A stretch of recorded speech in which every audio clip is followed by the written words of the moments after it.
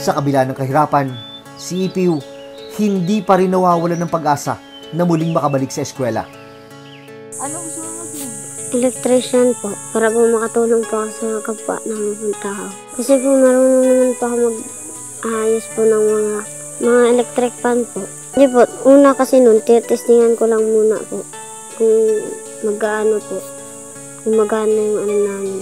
Tapos hanggang na ano po ako, hanggang natuto po. Like, I has long brown ears.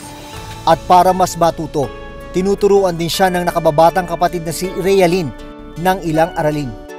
Sabi ko nga, dapat niya huwag siya tumigil kasi para sa naman kami nahihirapan. Puwasok siya, tutulungan na namin sila papa pag may kargahin na sila. Pinakamahirap na sektor sa ating lipunan.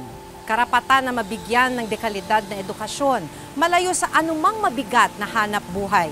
Mabigyan ng mga pangunahing pangangailangan. Ilan lang yan sa mga karapatang dapat maibigay sa mga bata. Pero ang nakalulungkot, mahigit 1 milyong kabataan pa rin ang nasasadlak sa child labor. Nito lang Lunes, inilapit ng Reporter's Notebook sa lokal na pamahalaan ng Rodriguez Rizal ang sitwasyon ni EPU at Realin. Apo. Magandang hapon po. Andiyan po ba si Jandoy at Realin?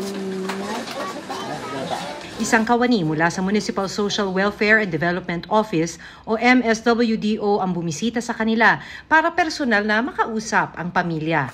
Papapasukin ka ulit, hindi ka i-drop out. Makikiusap tayo na matatapos ng taon na to. Okay sa'yo. Yung mga bata, hindi nila gusto yung sitwasyon.